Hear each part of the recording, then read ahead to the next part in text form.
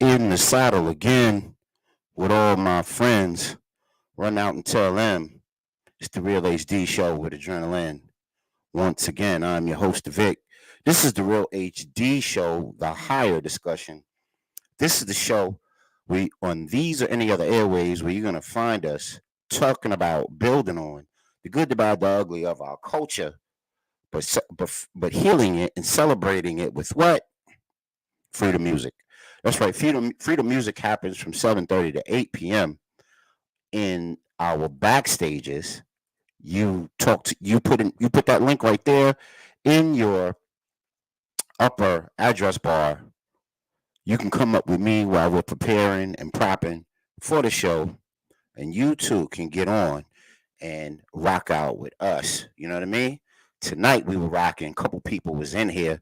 We had Sweet Tea on a smooth tip. We had Gangstar with a joint in the city from Jazzmatazz album. We had Method Man, Bring the Pain. We had YMBN Corday. We had some Anderson .Paak. We had some Her. The Her joint with Anderson .Paak. That was phenomenal cut. We do all that good stuff, man, to put a battery in your back, to have you motivated, to keep you realized, to keep you moving and motivated for the rest of your sojourn, as long as you're rocking with the Real HD show. So tune in, get involved with the freedom music moment. Excuse me. And you too can get that soul, hip hop, R&B, rap, jazz, whatever it is in your life, courtesy of the Real HD show. And make sure that you like, share, and subscribe, and turn on your notifications. Also share this, right? I said that already. Make sure you turn on all your notifications so every time we have a Real HD show, you too can jump on and have a higher discussion with us right here on the Real HD show. And tonight though, right? We're here for a couple of things, you know? And we are here to talk about some real interesting developments. They're not new developments, but they're developments nonetheless. You know what I like to call it. This is banana in the tailpipe season, right? Because they inundate you with so much of this election stuff. They don't talk about the things that should be talked about, the things that impact your world, the things that impact your environment, your biology, your culture, your environment, your diaspora, your planet. And tonight we're going to be here for this through the diaspora. That's right, doom shopping.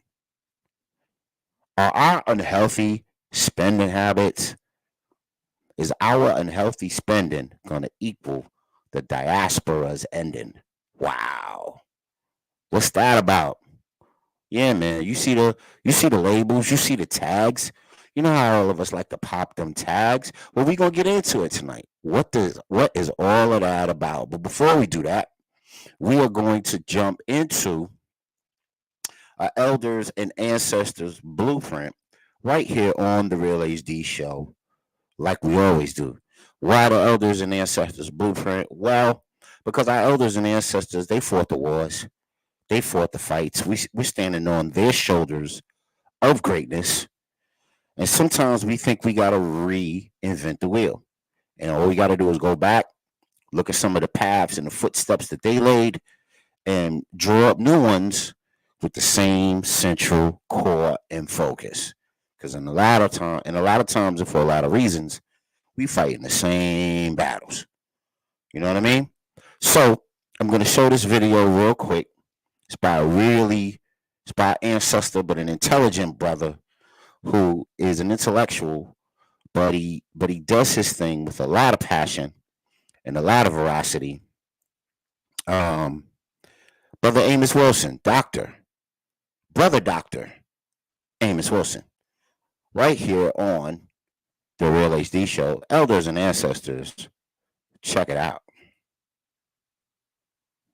Fair use, fair use. I was trying to explain to my class the other evening The confusion people have of equating sameness with equality. You want your children to have the same education as white children. Then if you do, you want them to stay oppressed. Yes. You don't want them to be educated in terms of their unique history. You don't want them to be educated in terms of their...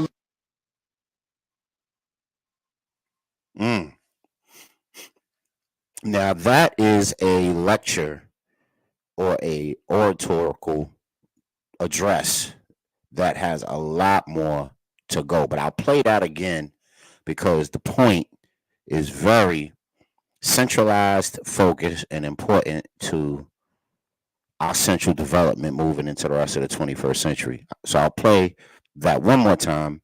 Elders and Ancestors Blueprint, Dr. Amos Wilson. Check it out. I was trying to explain to my class the other evening the confusion people have of equating sameness with equality. You want your children to have the same education as white children. Then if you do, you want them to stay oppressed. Yes. You don't want them to be educated in terms of their unique history. You don't want them to be educated in terms of their... All right. One more again. That was the famous Dr. Amos Wilson with that address for us on the Elders and Ancestors Blueprint. I think that address speaks for itself. We've been struggling for many a decade with the assignment of educating our children for our own progression and prosperity. And then, you see how the adults turn out and what they decide to, get themselves involved with and how they decide to conduct themselves as adults. And it all starts with the education and the rearing that we give them. You know what I'm saying? Do we run businesses? Do we have universities, schools? Do we have things that are central and focused on us? Do we have long-lasting marriages that's central and focused on us? And if we don't, that's a direct correlation to how we were educated.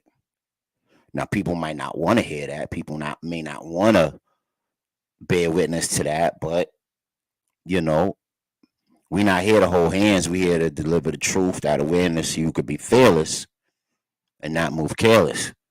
You know what I mean?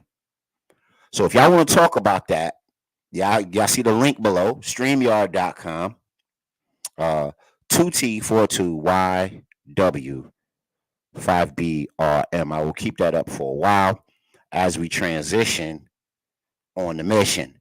And speaking of missions, please give to the Real HD Show Cash App. So it's called $ The Real HD Show. And it's our sync license Cash App fundraiser.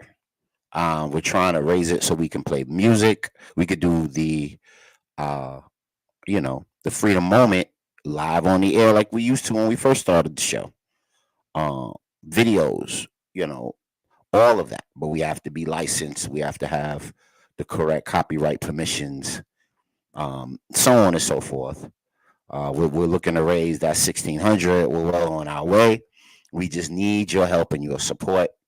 So that was a dope segment we just had.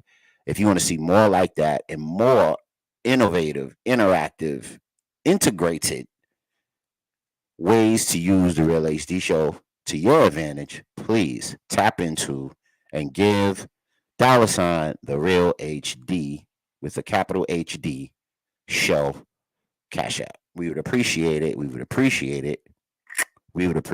All right.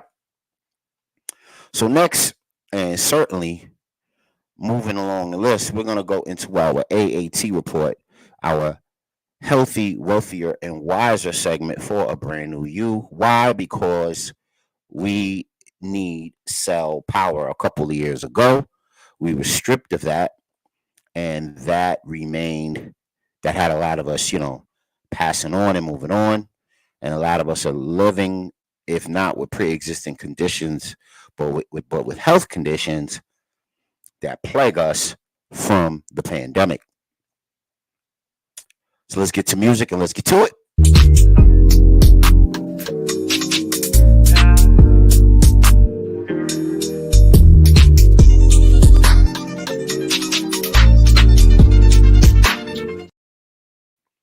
All right, this is the AAT report, healthy, wealthier, and wiser for a brand new you, because we need cell power.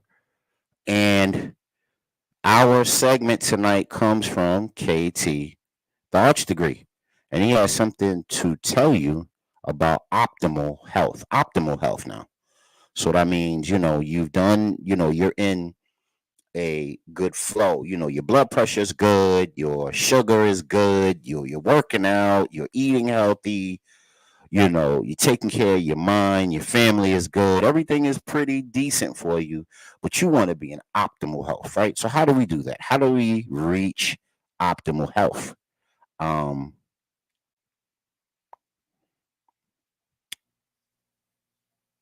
Let's find out from KT, the Arch Degree. Real HD Show. Fair use, fair use. Right here, tamarind. You know what you use tamarind for? What? Tamarind is to decalcify the pineal gland. This removes fluoride from the pineal. Because calcification of the pineal ain't based on calcium, it's based on fluoride. Fluoride is what causes the calcification. You see, because there's calcite crystals in there already. But it calcifies because of too much fluoride, but tamarind removes fluoride from your pineal gland. Wow. You know what that pineal gland is, right? That pineal gland is that third eye. That's that awareness, right? That's that, your spidey senses tingling. That's that, you see the forest for the trees. That's that sort of ability. And we all have it, but it's dormant, or it activates and it's dull, or it's not as sharp as it can be because of all of the sugar and all of the processed foods that we eat, lack of sleep, stress, all of it. I'll play that one more again so we could get it in, because that was a special thing. Now, this is for optimal health right here on the Real HD Show. Check it out. Fair use, fair use. Ooh, right here, tamarind. You know what you use tamarind for? What? Tamarind is to decalcify the pineal gland. This removes fluoride from the pineal. Because calcification of the pineal ain't based on calcium, it's based on fluoride. Fluoride is what causes the calcification. You see, because there's calcite crystals in there already. But it calcifies because of too much fluoride, but tamarind removes fluoride from your pineal gland. And there we have it. KT, the Arch Degree, we're talking about fluoride calcifying the pineal gland. Very interesting, very deep. A whole situation, a whole mystique. Real HD Show. Now, what I'm doing right now is I'm getting some requests that the link isn't working. I'm going to test it right now, and I'm going to see where we at with it.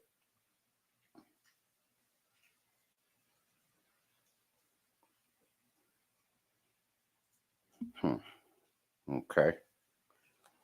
Give me 1 second, family. We're going to get this together.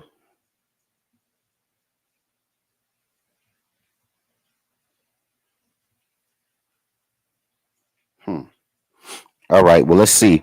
Everybody trying to jump on. If you're having those issues, maybe you can go ahead and put it in your Google address bar, and then you may be able to pull it up like that.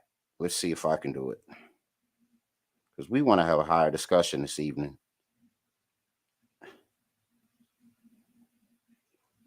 Come on. Behave yourself.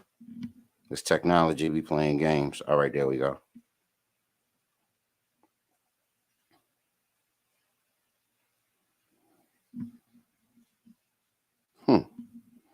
That's interesting.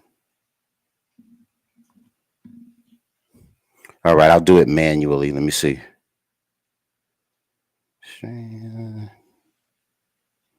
Patreon.com.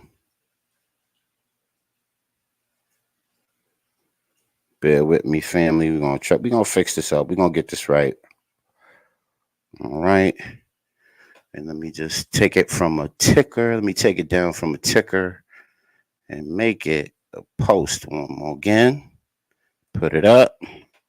All right. We got 2T 42 YW 5 BRM.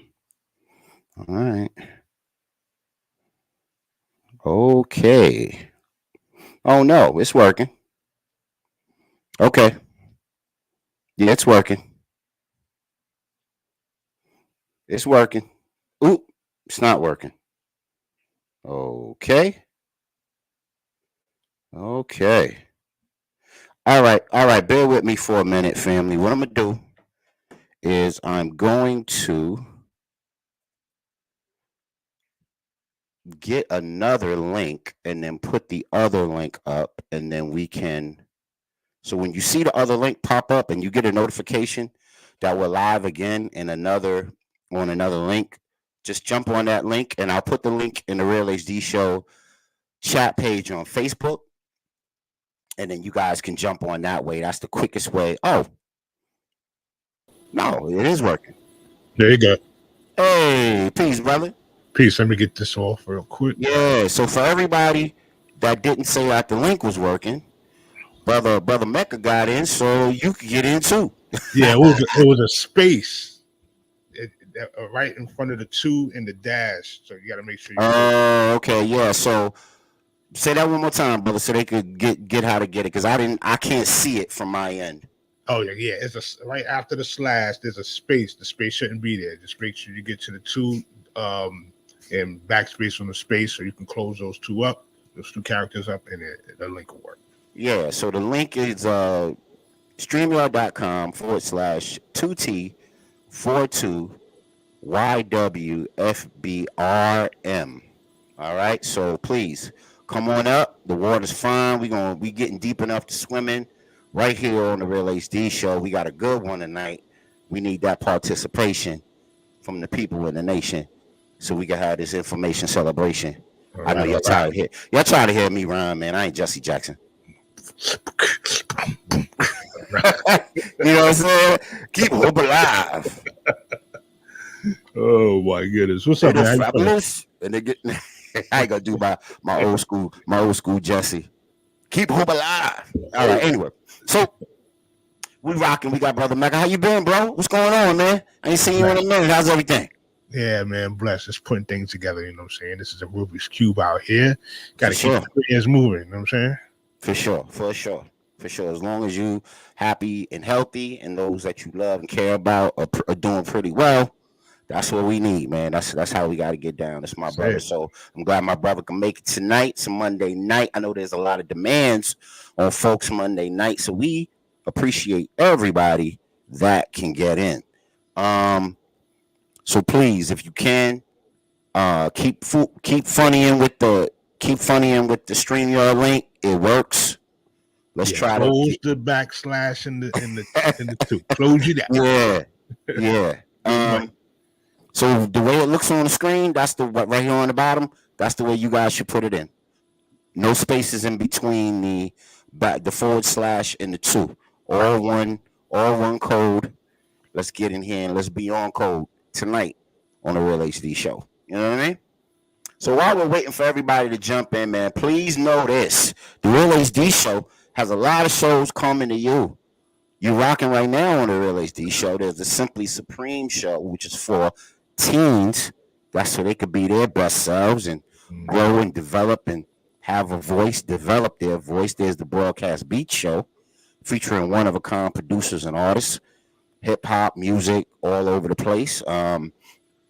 So if you like that, tune into that when we put those broadcasts out. We have Sipping After Dark. That's our relationship show. That is currently in development, but that's coming to you very, very soon. Big House Breakdown. That's our college football show. That is rocking right now. Wow. We got about 4 college football episodes already in. We're going on week 4. college football. It don't stop. The season is short. Let's get it in. We got the Blacktastic Shopping Network. We're going to focus on shopping that's uniquely for the diaspora and melanated community, because, you know, we don't shop like everybody else and we can't be expected to. We got the VMX Music Experience. That's right. Me and brother Chris Starks, DJ Chris Starks, Iron Man himself. We're going to be taking it back to the old school videos with some animation and some dance, and y'all going to get a chance to, you know, get your request in and have a playlist, and it's gonna be hot. Then we got the Pole Society. That's a cannabis show, cannabis culture. We're gonna be going to the Cannabis Cup. We're gonna be talking to people that farm. We're gonna be talking about legislation, tolerance levels. We're gonna talk about all that good stuff, legalities, as it were. And then there's sneaker madness. You know what I mean? We're gonna talk about the evolution of sneakers and how melanated people all over the world, all over the diaspora, have made sneakers an international phenomena. Yeah. And then we got Pets du jour. And the reason why I came up with that one was specifically for, because everybody ain't Mike Vick. Everybody ain't out here killing dogs. You know what I mean? I love my dogs. I love my German Shepherd. He just passed. I had 2 Yorkies, 1 pass. Shout out to Bella. Shout out to Princess down in South Carolina right now. Shout out to Trigger that passed. You know what I mean? Trigger rock with us for 15 hot ones. You know what I mean? And he ain't take no shorts. That GS didn't take no shorts. He was woo. Anyway, if y'all came around Clifford and you see me walking Trigger like Brother Mozzie has, you know what I'm talking about. Please, Brother Mozzie, how you doing, man? Oh, doing all right, man. How you fellas doing? We doing all right, bro. Great. Glad you can make it, man. I'm glad the link was working. So the link ain't stinking. Please, you know, join us. The link that's in the messenger is not working, but the link on your Facebook page is working. Okay. So people are wondering in the chat, you know, whether or not there's a link. Well, if you see it's the very same link as the post for the show. It's not different. It's just that it looks like there's a space in front of the / and there's no space. So that might be a little, maybe it's the font. I won't use that font anymore. So pardon self. But we were here and we were finishing up our AAT report, Healthy, Wealthy, and Wiser for a Brand New You. And KT, the arts degree, was talking about tamarin and how tamarin can wake up the calcification in the pineal gland due to over fluoride, too much fluoride. And, you know, we're basically talking about our sense of awareness, our spatial awareness, our awareness to our surroundings. You know, when your spidey senses tingling and trying to tell you things that are not right or not, you know, hospitable in your environment, your biology, your culture, your environment, to pay attention to those things. Also, it's our connectedness to, you know, our God gene, how we can multiply and use that in a more healthy and more sufficient way. We dealt with that some years back, the God gene. You brothers got any connections to the pineal gland and turmeric, or, you know, how do you guys see that ethic of health? Well, it's built on the same premises that Layla Africa and Queen Afua was speaking about. You know, mind, body, and soul balance, metaphysics, as well as deep melanin physics, if you want to call it that. Yeah. Getting in touch with, you know, more natural ingredients, which is a limited limited resources, but if you can find it and take advantage of it, definitely try, especially when it comes to toothpaste. You know, fluoride, as you know in your research, it starts to deal with you know, the brain influences, and, you know, I don't want to go down that rabbit hole too much, I guess, but, you know, too much of anything like that can be poisonous. And you got to know what stripes to read on the bottom of the tube So you want the black stripe, not the red stripe, or even green if you gotta deal with that. And there's other alternatives out there. I got one a toothpaste that's got black seed oil, moringa, what's that, cardamom, cinnamon, and this is all natural mixture, and it still gives you that freshening taste and also the brightness as well. That's what you want to look for. You can also get into the activated charcoal, which is good, but everything in moderation, of course. Absolutely. There's a lot of fluoride in the water, fluoride in the food. There's ample amounts of it, and there's healthy amounts of it to have. But then there's, it's like if you have too much cholesterol in the arteries, then that's gonna lead to hypertension, heart attack, stroke. Same thing with the fluoride. And then, we'll have a series where we get a little deeper on the pineal gland, and we'll get into Dr. Carol Barnes, The Science of Melanin, great book of melanin research, and how those things can play out for a bigger and better you. So that was our AAT report, and I'm sorry I had to, do some troubleshooting in the middle of it, but I would rather do that than to not have you guys get in and participate within the audience. All right, man. So I'm glad Brother Mozzie's on, man, because I got something for that brother, man. We're going to do a stolen legacy moment. Yeah. And the stolen legacy moment is from GM James, who wrote the book Stolen Legacy, right? And we're not going to talk about him, but we're going to talk about something that relates to his passion, his work, how he centers his scholarship, right?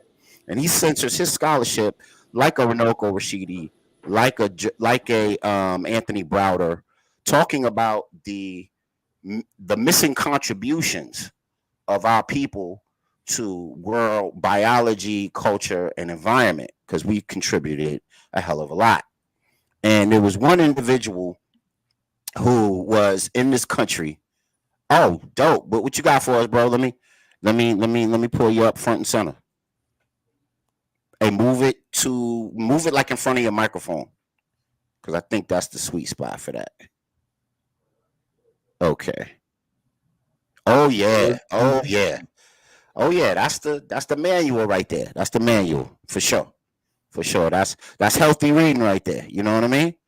I don't know. Maybe I'll do it, but I talked with Brother Mozzie about doing a repository of information for folks when you want to like go reference something or look something up, similar to like a Quizlet where you can go study a period or study a vocabulary on something or study some esoteric knowledge about something or study a period and our influence on it, like study the Etruscans, or you want to study the Grimaldi, the Grimaldi period in Great Britain, or any of the Ifa, the Bantu, any of those fantastic periods, the what do you call that? Timbuktu, Mali, Shanghai, all of those dynamic contributions to the planet Earth that we've done as a people outside of Kemet. Kemet is not the only proportionality that has benefited the world that we created. We're all over the globe. We're super dynamic, even in Nova Scotia. We'll go over that one more again when we get toward the holidays. But for now, our stolen legacy moment is about John C. Calhoun. Wow. That's right. Senator John C. Calhoun. And the origin of the filibuster. So we're going to look a little video. Now, that's not going to tell you about how he originated the filibuster, because he didn't. He was like the guy who made it a prototype in congressional discussion. He's the one that kind of had everybody using it in a particular way. Okay, so we'll tackle that on the other side after we watch the video, and we will break it down, because it's going to have to do with something that I want to talk to you guys about. The Breakfast Club is always goofing it up. So they goofed it up one more again. And that's the reason for showing you guys this here tonight. But before we go too far, let's talk about that. John C. Calhoun, Real HD Show. Let's check it out.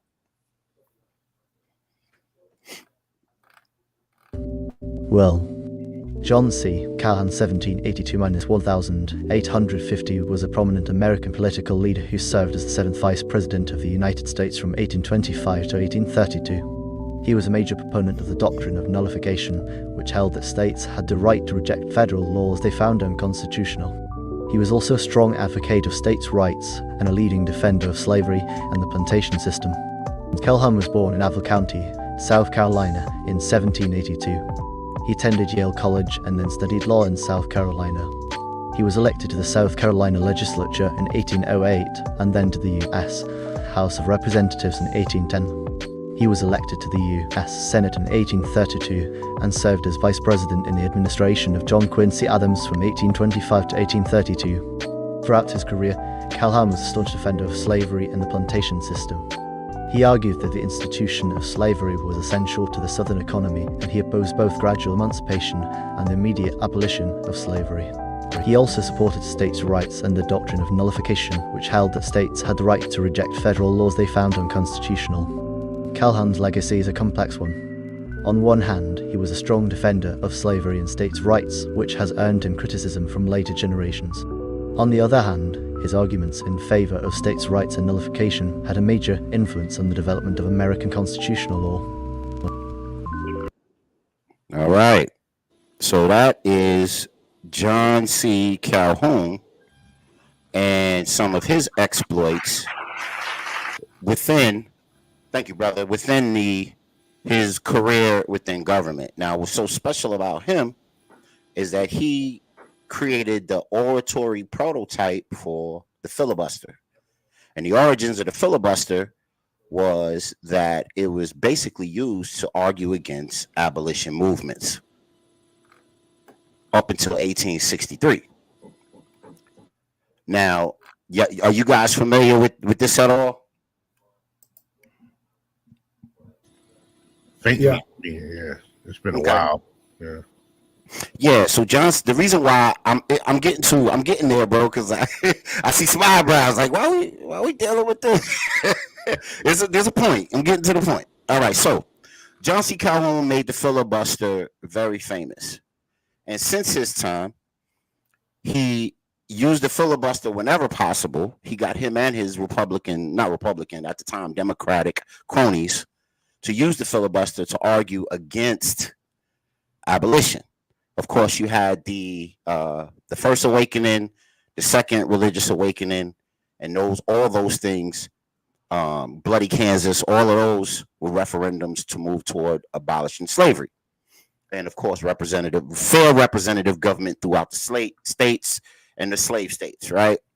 But then John C. Calhoun would get up there, and because he had the gift of gab, and because he, would bang the podium and he was the biggest mouth in the room, he showed people how to instrumentally weaponize, being verbose, so that you don't have to pay attention to the actual legislation on the floor. You were just talking till people were tired and they were dead to legislation. So that was the origin of the filibuster. Now, ever since 1863, once the Emancipation Proclamation was passed, not saying that was any great feat for us, but it was passed by Abraham Lincoln. From that point to 1965, the filibuster was used to move against civil rights legislation in the very same way that John C. Calhoun used it. Now, Brother Mozzie, talk to me, man. The way that I see a lot of things playing out in these social media streets, the way that I hear a lot of pundits talking, they could be black, white, or indifferent. It seems like they're all out here filibustering. Even a debate between Kamala Harris and Donald Trump, it seems like they're just filibustering. Nobody's really talking about substantive issues. Nobody's really getting to the heart of anything. Nobody's talking about anything progressive. Trump promised the West Virginia coal miners to get them jobs. That fell flat. He promised the Wisconsin people that he was going to build them a tech park. I think they make shoelaces there. He promised a lot of people a lot of things. Kamala and Biden promised people a lot of things. But like the debate, like a lot of oratory stuff that goes on in Congress, they weaponize the nature of being verbose, which is very reminiscent of the filibuster. And then we just wind up hearing a lot of wah, wah, wah instead of getting to the heart of what taxpayers think will move the needle. What's your thoughts on that, bro? Yeah. I know I said a lot. My bad. Well, it's what we've come to expect, and is what people find. The bread and circus. Mm-hmm. That's just what we come to consider. Debating and the things that we want to hear, whether you can tell me that you're going to do these things, but are they feasible? And that's what's important. We don't want to hear what's feasible, what's not feasible. We don't want to hear the hard truths. We want to hear something that soothes the soul. And when you filibustered back then, a lot of that was being able to just dance around. And that's why poli-sci, because in colleges, most poli-sci majors were debate students who were able to really just talk around the issue. Got good at the gift of gab. But that's what we've come to be and expect in America. It's how well you can out-talk the other person.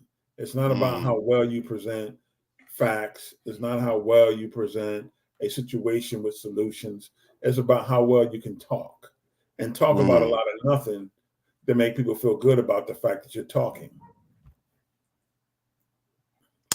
Brother Mecca, what you got on that, bro? Can you relate to that? Are we a nation of rhetoric, or do we have a thesis to what we say? And can that thesis be executed, or is it just a lot of, verbal milk? What's your thoughts, bro? My observation is that the presiding office is the salesman for American policy. So they're going to do exactly that. Not so much actually offer anything, but to offer the plans of, or, the agenda that follows those that are the sponsors. And, this is why lobbyism is so important. And, putting the dollar behind your plan is key to getting anything done. You're going to have hype on both sides because that's what people believe in. People believe in the hype until you really have to put the rubber to the road. I do have an article from Forbes magazine. Mm-hmm. I don't know if I can share my screen if it's possible. Yeah, I believe you can. I believe you have the opportunity on the bottom. Just go into the present piece. Right. Yeah. Okay, share screen. You should be able to do it. And here we go. Can you see it? Oh, no, not yet. Here we go. Share screen. Boom. This is getting things done. And I don't care who did it, but black farmers finally get relief after years of federal discrimination. Yes. And it goes on to show $2 billion was given to black farmers, African-American farmers. Now, this is after years of Martin Luther King talking about the land grants and the farming technology that wasn't received by, black people in the country. And this was a concrete article from a credible source that it actually happened. Inflation Reduction Act of 2022. So there is a time where people talk, then there's a time where things move. And, you can go on to say as black and minority owned farms. And I always have a, criticism about minority owned farms, but all right, regardless, waited and hoped. Some of them experienced land loss and confiscation. In applauding President Joe Biden's long overdue announcement, lawyer and racial equity advocate Todd Belcourt described the moment as bittersweet. Well, why would you say it's bittersweet? Right? Is it, because it took so long to get here? Or it's because they did it? Right. It's a time where the talking stops and the needle has to be moved. And you don't have to agree with, who's in front and who's doing this. what you have to consider is what's going to be concrete to move forward, not just talk. Yes, sir. Yes, sir.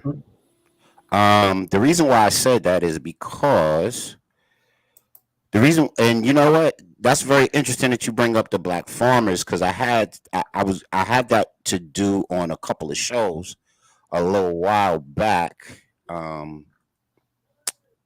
And I didn't get a chance to because I saw that they got that bill passed, and they were supposed to get that farming relief bill some years ago. That was already passed. They had already won that federal case in legislation, and they had to go back to them and get it redone again.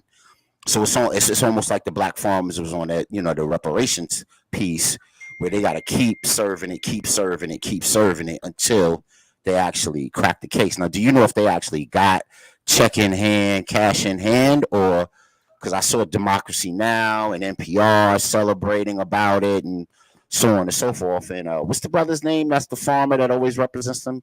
He always wears the cowboy hat. I forget his name. I don't remember his name. You know what I'm speaking on, right? Yeah, I don't know. Yeah. So he was on there and they interviewed him. And shout out to Bernice Atchison out of Alabama. She's a corn farmer and a fruit farmer out of Alabama. I forget what part of Alabama she's in. Shout out to her. She's over 80-something years old. She still goes out there and picks her crops every day. But she led the fight in the 80s and in the 90s to get these legislations initially passed. And I hope her and her family, who's they have a legacy of farmers out there, I hope they get their due diligence and cut these people a check, man, so we could stop eating hydroponic fruit for real. Like, you know what I'm saying? I want my grapes to look like grapes, my strawberries to look like strawberries. Cut the check. Mm-hmm. Especially for what you owe. You owe them. This is super, super well deserved. But the reason I brought up the filibuster piece was in lieu of the debates and the minutia that was, and it was in lieu of this right here. Tell me if you guys are following this here. Did y'all check that out? Oh no. Yeah, that's the third party candidate, Dr. Jill Stein, and Butch, I believe his name is Dr. Butch Abbott. And it was the Breakfast Club featuring Angela Rye. Now, we know Angela Rye is the CNN correspondent that usually comes out. I believe she's a Delta. I was trying to look for confirmation on that. I'm just going to go ahead and say she was. She was at their national convention. She's giving money to them and all of that. So I'm going to go ahead and say she might be in that, that Boule kiddie pool. So, you know how that goes. But that video was Angela Rye was so condescending to this third party candidate right here. And I'm not supposed to say we supposed to give these white tea people any grace at all anyway. But she ain't had to come out like Yosemite Sam with guns blazing right off rip and not even let the woman talk and speak and get some points out. And then when she did get points out, she told Angela Rye, Brother Mozzie, that she sounded like she is parroting white supremacist talking points. Well, Angela Rye, whatever. Right. She's known to be, she has borderline personalities, I think. But, everything that she's been involved in, she seems to get kicked off, and no one likes her and all this other stuff. And her whole thing is like somebody's just, I got a voice and I should be able to speak my voice whenever I feel like, and people get mad because I speak truth. Okay, go on to the next spot then. Right. It's funny you mention that, Brother Mozzie, because there's a few people like that. Remember, they had Omarosa was like that. Amanda Seals. Yeah. Mm-hmm. Like that. Who else? Just a couple others that just the snappy attitude and this way of the proverbial, and I don't want to put that on black women, but that's the caricature of them. Yeah. But I think they have borderline personalities, man, because they snap for no reason. Yeah. It's like, you just having a general conversation, and just because I happen to mention decaf coffee, and they freak out. It's an interesting dynamic, man. I tell you. It is. Yeah, man. So this is something that Dr. Jill Stein had said, and Dr. Butch Reed was seconding it.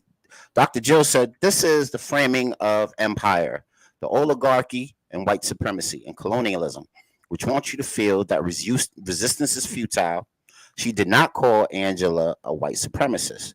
Angela's insistence on defending a structure that is white supremacist and will only ever serve the desires of the empire and the oligarchy is the problem that she is clearly wasn't aware until Jill pointed it out. Jill obviously hit a nerve. You guys' thoughts?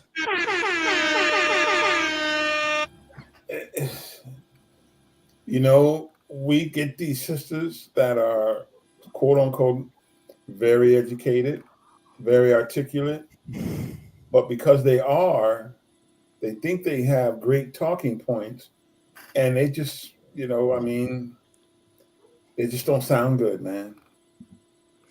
They don't sound good. They don't sound nice. They always seem to be agitated about something. And this is just another one of the many shows that her and others have been on that it's almost like they're just there to fight. You know what I mean? It's like, I can agree with you, but because I agree with you, all right, because you come on there, a guest will come onto the show. Let me put it like that. A guest comes onto the show.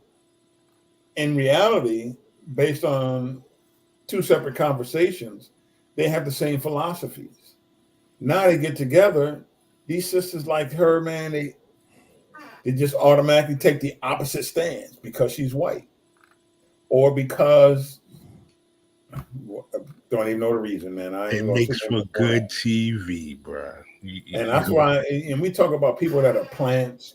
We talk about in the industry and in entertainment. You find these people that you can't seem to find any redeeming value of what it is they bring to the table outside of a few talking points, but yet they always get the spotlight. Yeah, especially when it's she's the one that put that rumor out there that black people don't have the concerns that we have. Those are just Russian bots. So if we talked about something pertinent that we wanted our community to raise to a national level, well, no, we don't really want that. Those are Russian bots. And I found that ridiculously disrespectful. And I don't know who she thinks she is for that. But my point of it was Dr. Butch Ware and Dr. Jill Stein were third-party candidates. And I believe that she acted in that particular way where she came out guns blazing, talking about she never won an election, her policies don't amount to much, yada, yada, yada. So every time the woman had something, or Dr. Butch Ware had something substantive to say, she will say, well, y'all failed. Y'all failed here, y'all failed there.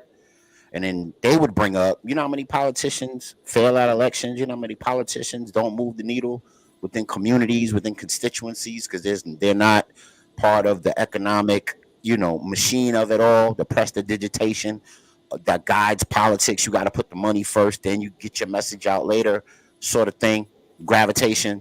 So my point of bringing this up to the family and to you brothers is to really get on the subject of third party presence in U.S. politics. Which I think they're probably one of the few that have actually allowed them any space to even talk or to show their face. Right. Now, I think she's the DMC's attack dog because they don't want third parties splitting what's going on with Ms. Harris. Yeah. I'm talking about the fact that we just don't see any third party candidates. Right. Hardly. Exactly. And as soon as we get one, good, bad, or indifferent, we don't want to hear nothing you got to say. Right. I don't care if we tell everybody, let's talk about the merits, let's speak to the merits of the situation, but we don't want to hear that. And we're on this democratic plantation, man, that is incredible. We have this unfounded loyalty that it defies logic, man. It really does. It really just defies logic. When you look at it from a historical perspective, especially from the last 50 years in particular. It's destroyed our families. It destroyed our education. It destroyed our economics. Right.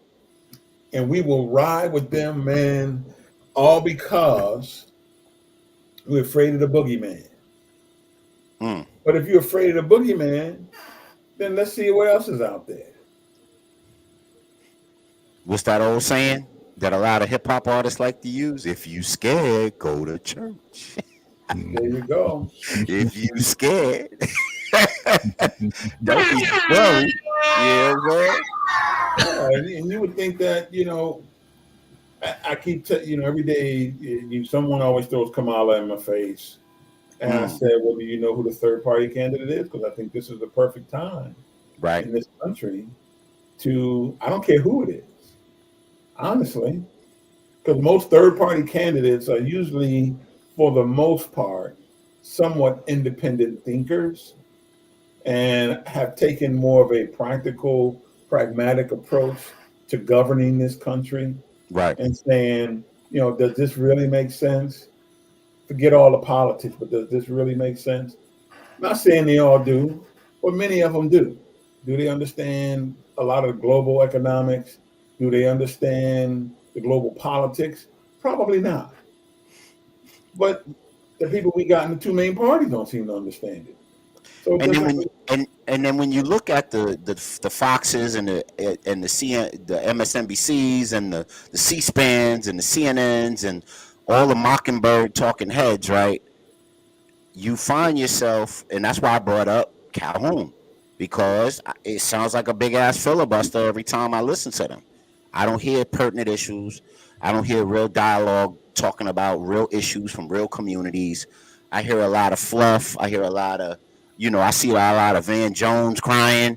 I see a lot of stuff that really, I see a lot of like, Joy Reid, Well, I see a lot of Joy Reid. She got weave one day. She got the Marla Gibbs haircut the next day. And that's what's important beyond what actually is going to move the needle with the taxpayer dollar and with the constituency, especially at a time like this where they're trying to get your prayer or your wish or your ballot for what it was. Go see my show on voting and you'll know what I'm saying. But that is that on that. And thanks, bro. Thanks, Becca, for bringing that farming bill piece up, bro. I meant to do that some shows back, but way leads into way, and we try to get to it. So it's almost 9 o'clock, and I'm going to throw a sponsor out there. This is our new sponsor. These are Bats sneakers, all the way from the NOLA, from the Lou. That's my cousin and them. This is their new brand. Revolutionary sole technology to make sure that your feet and your knees and your joints are protected when you wear these sneakers, but also affordable enough to get you through, so that it's not affecting anything, long term in your life, and it's not affecting your wallet or your pocketbook in any crazy way. So this is getting ready to come out. We even got some, celebrities endorsing it already. So I'm really happy about that. Maybe that'll give it momentum. Quality shoe, better than them flat-footed Vans. They look out there. When you see Bats out there, please support them. Get your people a pair. They're good for your feet, good for the joints, good for the knees, all that good stuff. They look like a mix of Balenci's and Rick Owens. Yeah. Yeah. That new what do they call it? The over. They're like these overshoe shoes. They just like big shoes and look comfortable though. They look comfortable. Nah, they're supposed to be comfortable. They're made for travel. You know what I mean? All right. So support them if you can and when you can. Shoot, maybe get your grandmother a pair so she don't got knee pains. You know what I'm saying? Lord. Check that out. Real HD show Bats. Okay, so we moving on, man. We here tonight for this, man. Doom shopping. Are our unhealthy spending equal to the diaspora ending? You guys familiar with the whole doom shopping paradigm? No. All right. Now, what do you mean by doom shopping? I mean, well, Okay, so for preparation. there's an expose that a lot of young ladies and young brothers, and just the Z's and the millennials. I don't want to blame everything on I don't want to sound like a grumpy old man. Get off my lawn, but there's a lot of wasteless spending that's done in the name of emotional spending. You know what I mean? Emotional shopping. I got anxiety. I got to go buy some sneakers. I got anxiety. I got to, you stress me out. I got to go to the mall and get a latte. Those sorts of things. You know what I mean?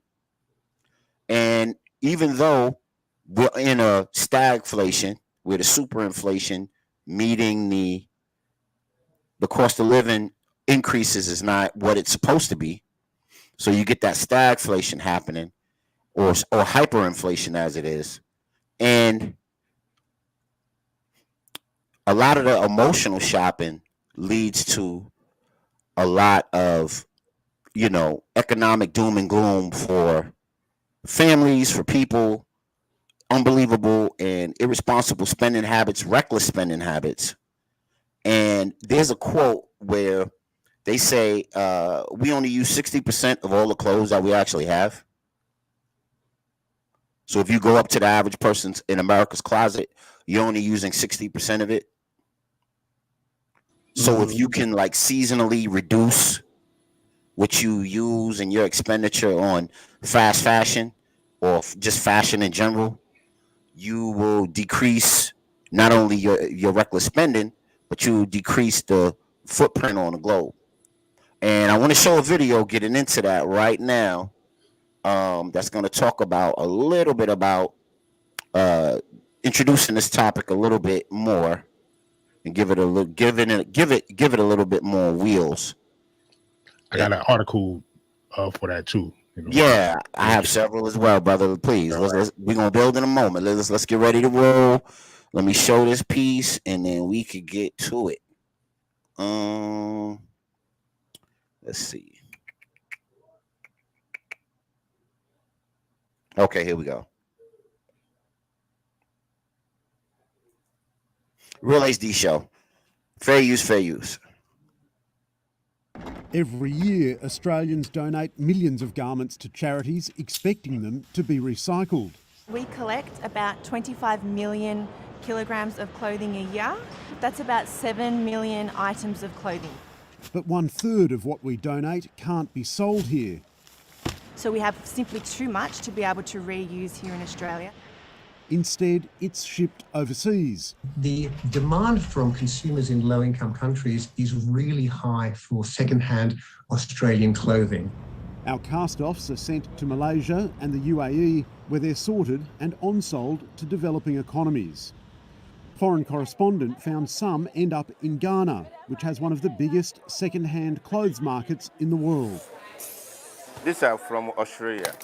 This importer paid $92 for this bale of Australian clothes. Yeah, this is rubbish. See how it is? That you should not put it in the bed. It's like an insult. It's an insult. It's an insult. 40% of the clothes arriving in Ghana are in such poor condition, they're immediately thrown away. Rubbish. At the end of today, where will you put that? We are going to throw them away. In Europe and UK and Australia, America, they think we are not like a human being. Millions of second-hand garments end up choking Ghana's waterways and beaches. 40% of whatever shipment that are coming on a daily basis ends up to be complete chaff of no value. And overwhelming its landfill capacity. This place is serving as a dumping ground for textile waste in the name of second-hand clothing. Ghana's importers are urging the West to ensure its donations contain only quality clothing. Linton Besser, ABC News.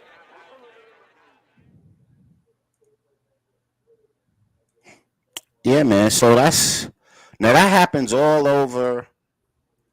Hey, peace, Godspeed. Thanks for jumping on, brother. Now that happens all over. So it's not just happening in Ghana.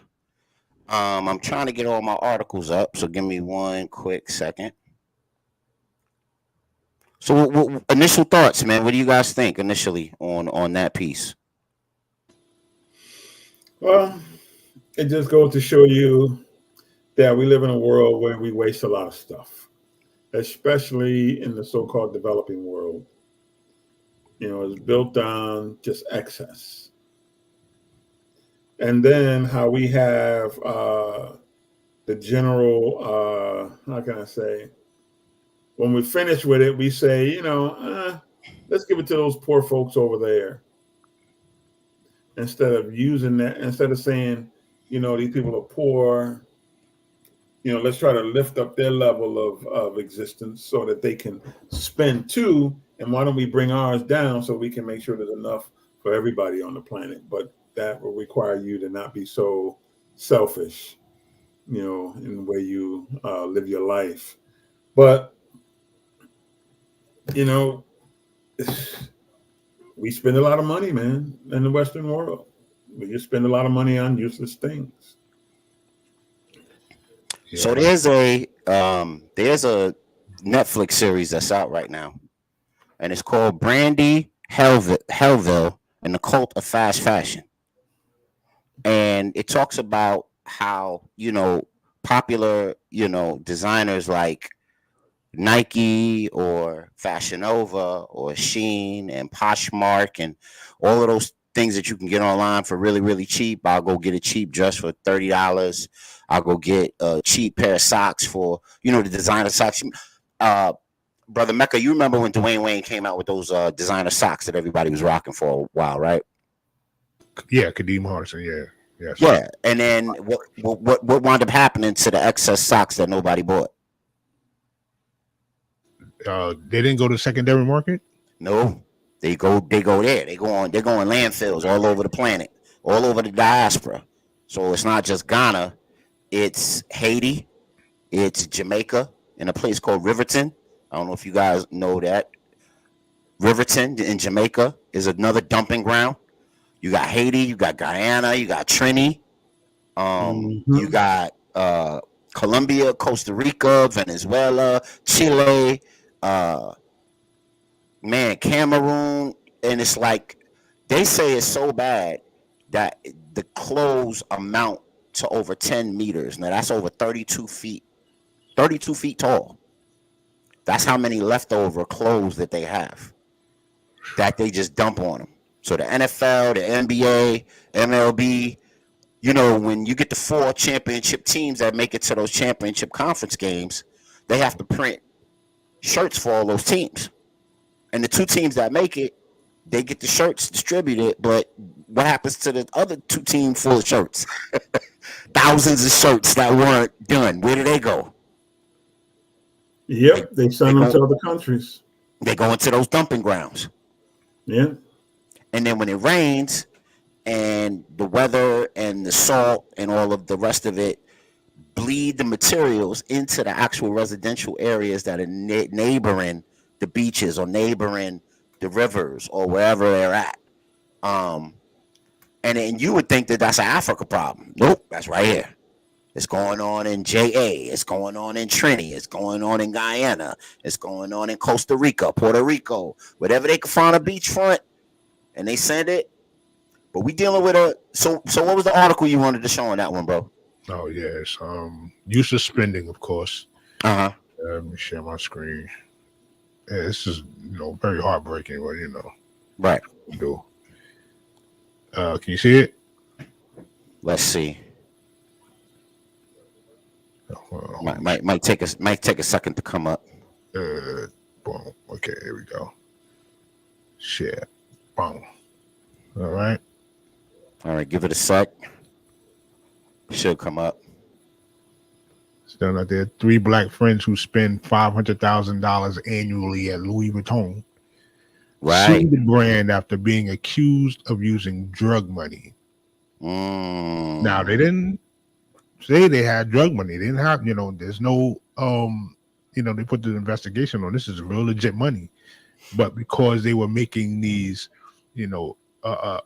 lavish spending sprees, and this is annually. They've been doing this for a few years. They banned them out of the stores. 3 or 4 different stores. The right. Williams sisters, Tracy Renee and her daughter, Brandy Williams, and their friend Christopher Enoch. California store, went in, manager, jumped bad at them. Mm-hmm. Then it went to Chicago, I believe. And in Chicago, they prevented them from spending. Right here, Tracy, who was a VIP customer, pre-ordered $50,000 worth of items from the Louis Vuitton store in Costa Mesa, California, September 22. But was shocked only to receive an email from the brand insisting it would no longer conduct any further transactions with her. Didn't say anything about the nature of her money. Didn't say anything about her, cursing anybody out. She's a VIP. Mm-hmm. But to show you how much they're willing to spend, 3 people feeding Bernard or no, $500,000 annually. Yeah, that should be enough for to let you know how far we are off on the deep end. Yeah, on that note, yeah. So we'll get back to the international or diaspora focus on it. I want to focus a little bit on what we're doing, similar to what you just said. So we got the racial politics when it comes to shopping or luxury shopping. Then we have the what do you call that? The salacious nature of how are we addicted to shopping? And then we have the nomenclature of yearly seasonal shopping. Check this out right here. And everybody could bear witness to this. Back to school shopping expected to cost families $875 on average, as much as holiday spending. This is back to school right now. And then what? We buy the stuff so it can wind up like this in landfills over time.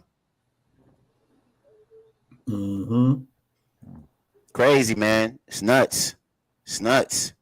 And I know y'all remember this one, right? You remember that whole Nutty Professor piece where Dave Chappelle played the comedian?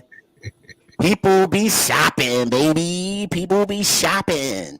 Hey, man, it speaks to the obsession that people have over shopping and what it means to their self-esteem, what it means to their they think they're going to get some sort of clout from it. You know what I'm saying? Well, clothes are status symbols in most respect, and which is interesting because a suit is a war item. A war uniform that many people don't really get to use, so they're not really at war. Right. It's interesting, it shows you what battleground they're trying to fight, and it's usually an emotional one because a lot of these shopping experiences are emotional purchases. Right, exactly. So here's something that happened in a local mall not too long ago. I got this off of World Star, and this young man was like, I guess he was a manic depressive young brother, and he couldn't really get what he wanted out of the mall. Maybe he didn't have enough money, or I heard it was something like Balenciaga sneakers or jeans or something to that effect. The brother had a chaotic moment and decided he was going to jump off the 3rd floor level of a busy shopping mall. And he had second thoughts when he was on the edge, and he wound up slipping and grabbing the edge, but then he wound up falling to his death. I'm not going to show you the video of it. I'll just show you the kind of ending of it. Wow. You see what I mean? So he was having second thoughts when he was in the middle of doing it. This person was a little too late trying to get him, and then this brother winds up falling 3 stories down in a shopping mall. And it's so apropos. You see the clothes? Right there. Ain't that crazy, man? Wow. I said the irony of that. You know what I mean? Do you guys have any experiences with people who went banana nutty for fashion or to buy something, or they don't understand the power or the value of a dollar, and they're just nutty for that shopping experience? What say y'all? At home as well, man. Please jump in. Let us know in the comments what you think of this. Yeah, I've seen people that I remember just over the years, man, people that I know that they can't shop, man. Their life is no good, man. I mean, I would see people. I remember in college, man, and folks would go to the mall, and they'll come back with a pair of socks. Just the fact that they were able to say they were at the mall all day. Mm-hmm. And then they want to brag about the socks that they got. And I'm like, man, I could have went around the corner over there to I don't know, Woolworths or something, and I'm good. You took it back. Woolworth. Woolworth. I hear Woolworth for years, bro. I couldn't think of nothing else, man. I had to put that one out there. Yeah, man. That was my first job. Yeah, man. That's back to what do they call that? The Garden City Mall in Long Island, you know? Yeah. Woolworth, no doubt. Woolworth restaurant. No, but I can relate, man. I can relate. Yeah, and this head's getting out of jail to this day off of a polo goose they stole in '96. Right. You know what I mean? That's how deep that is. You know. Well, you know, and think about this. There were people that I knew, man, growing up. They never sold it to me, but they sold it to everybody else. I don't know why they never sold it. Used to go boosting all the time. There you go. Yeah, talking about. Oh, I'm glad you brought that up. Check this out. So it says, massive Oakland bus sees $400,000 in stolen retail items recovered. More than $450K worth of stolen retail items were recovered in a massive Oakland bus last week. California Highway Patrol announced. CHP, Golden Gate Division, organized retail recovery. Do y'all remember those brothers and sisters that was running into the malls with the masks on and just smashing glasses and smashing grabs, right? Y'all remember that about a year or so ago? Well, it's still kind of going on now. Now they don't have to. They realize they don't have to smash anything.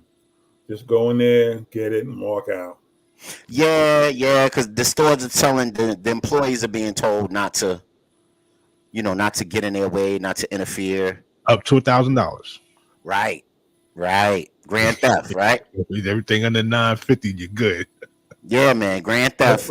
And grand then theft thing. And the reason why you do that and why that happens is because when stores used to have security, the problem remained was that if security touches you, you can now sue the store. And many stores got sued. So they're like, the hell with it, let them take it. And then they put the onus on the insurance companies now. So now you pay for theft insurance, and things of that nature, shrinkage. And now it's just at the point where ain't nothing you can do. I just remember the old days, you go in the store, you got my man sitting up in the cut, and you run on out there if you want to, you get some buckshots in the ass. Yeah. Can't do that no more. Yeah. Thanks to some of this liberalism that goes on. And I'm not saying we need to be shooting everybody, but every now and then you may have to put a few in their ass for some people to understand. Not here, bro. What a shot, bro. In Fifth Avenue over here in New York City, certain stores you do not go in with that mess at all. They got the guys in the doormen in the front. You get buzzed in. You have to have an appointment, and they got the earpiece in. And they're waiting for you to jump back. So yeah, it ain't that liberal. It looks liberal to everybody else. Right. But what you said? You said Fifth Avenue, though, right? That's right. Well, that's a different level of spending. And I can make an appointment to go in there by myself because I'm gonna drop some serious loot. So for those who don't know, that area down there and understand what you're talking about, that. You can't go in there with your poop shiesty, you can't go in there with your school paycheck. Not at all. you can't work for the post office and go in there. Tuition edition. Exactly. You can't go in there because you work for the post office and they let you buy a suburban home. You still can't go. You ain't making appointments in those places. Yes, sir. Brother Godspeed, you want to jump in, bro? You know, just to circle back to the Louis Vuitton thing that Omega brought up, I find that kind of interesting a whole lot, you know, because it's starting to make me feel that the people at Louis Vuitton might have been, look, this is my speculation, and just correct me if, you know, I'm a little reaching too far, but could it have been that these people was buying the clothing and then selling it for even more? And that's how they were able to come back and buy so much more, spend so much more money? This Because is let's be real, why would they be buying that much unless they were hustling the clothes somewhere else? You know, that's what I was speculating. and this is the worst thing that Louis Vuitton doesn't do second hand markets. And they Nope. actually burn the clothes that they have left over after a select lot they may have for like the spring collection. They go over a certain surplus. They don't move that on to the next season or to another a secondary market. They burn that stuff. I So honestly see it for a You know hustle. what you can get? See, what people don't realize about Louis Vuitton, the Louis Vuitton that the melanated folks seem to always buy, and I don't care what our economic status is, we always buy the loud Louis Vuitton that we think is the legit Louis Vuitton, but they know all they got to do is put LV all over it, and we're going to buy it for 50 G's. That's right. Totally. But the Louis Vuitton that the old money buys and the Wahites buy, you would never know it's Louis Vuitton until you look at the label. Or feel the fabric. Exactly. So why is that? Why is it that we got to have the one with all the LVs all over the place, which is usually their cheap brand, you know? But they tell us, because you're at the Louis store, I'll give it to you for $35K. You know, you got the nice suit. And we say, oh, damn. Look, and then we go to the party thinking we all that, and you look kind of stupid. Do we realize how stupid we look sometimes when we sitting there with Louis Vuitton and I don't know some of the other ones, man, because I don't wear that stuff. Yeah. But you know what I mean? It's like all over the clothes, man. And we just sitting there like, do you really think that looks good? Just because they told you, and I'm gonna tell you an interesting story, man. You know, I was part owner in a nightclub, and you know, we used to try to get people. You know, we had a particular night that was like, you know, you got to come in. We won't, you know, you ain't got to be dressed up, but you know, no jeans. You know, the kicks was kind of okay if it went with the outfit, that kind of thing. Man, had a brother come in there, man, standing in line and couldn't say it any plainer. Bro, you ain't getting in with the jeans tonight. Man, what you talking about, man? I'm dressed to the nine. I'm like, not with those jeans. Man, these jeans cost more than anything you got. Ain't getting in with those jeans, bro. Yo, man, I paid stupid jeans of $600. Oh, I need you to have some $20 slacks. And you can be coming through the door right now. Oh, man, y'all don't know nothing about fashion. Man, I'm looking dope. He didn't look good in the jeans. But because they were $600, I guess they just automatically supposed to look good. You know, and I'm gonna get on some of our big girls sometime. Just because it looked good on the skinny girl don't mean it looks good on the big girl. And just because it looks nice on the big girl don't mean it looks good on the skinny girl. Right. These are realities, man, that we have to kind of start dealing with and start highlighting, because sometimes, man, our folks be walking around looking like straight up idiots. That's right. I'll give you another one. I remember in college, man, we used to have Spring Fest. And Spring Fest, man, KRS-One came up. I don't know who his sidekick was, but these dudes had on some big ass Parkers on, bro. Everybody in the stands and they with tank tops on. It was like 90 degrees outside. I'm like, bro, I understand the fashion, man, but goddamn, come on, man. And we look stupid for fashion and to buy.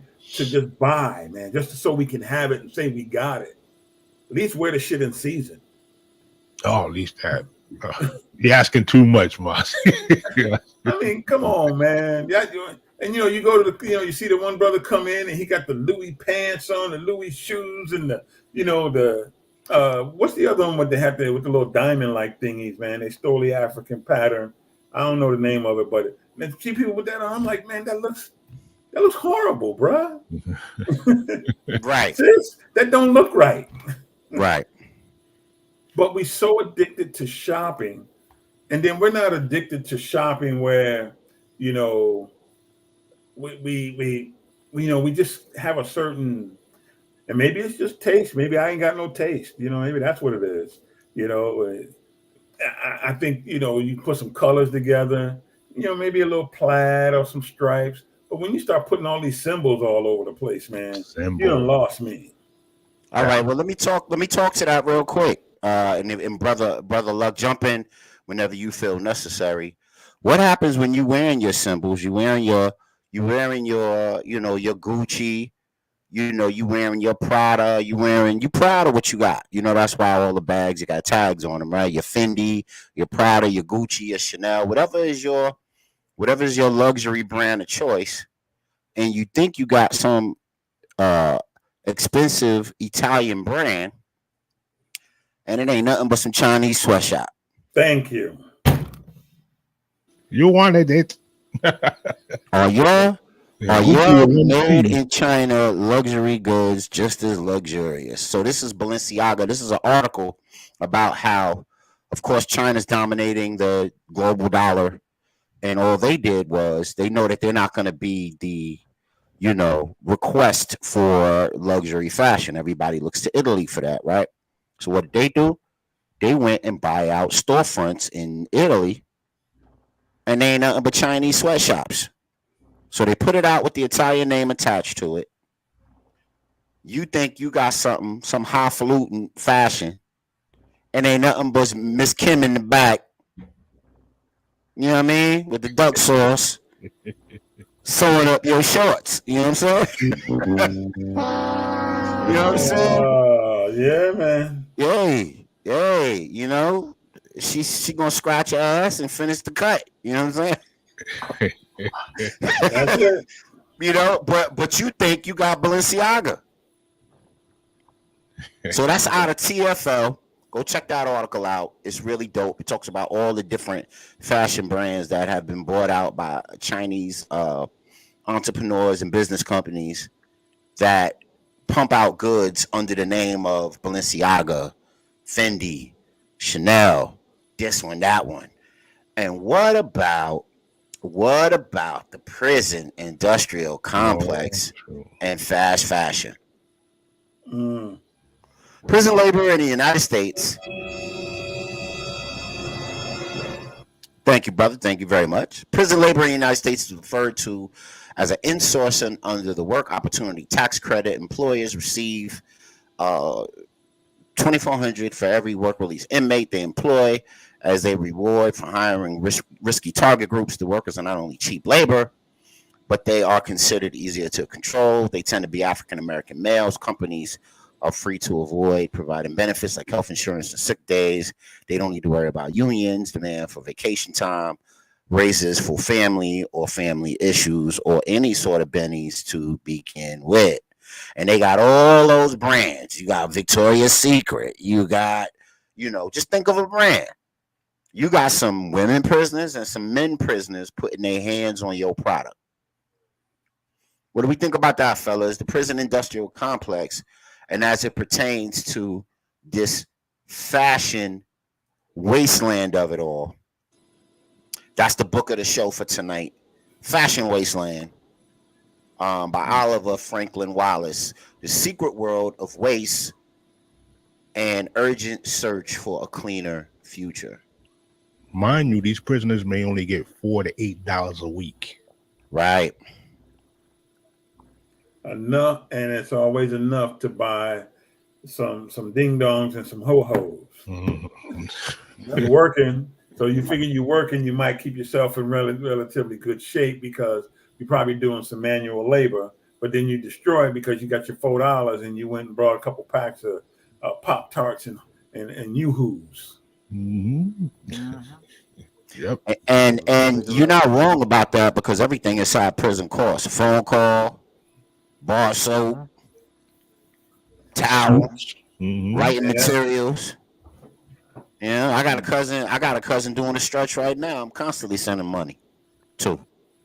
And he's trying to figure out, yo, what you have gambling in this? Right, all up in that right. But he reminded me like, yo, cuzzo, man, yo, they want everything, man, for you to wash your hands, you know, for the faucet to come on. That's credits. You know what I mean?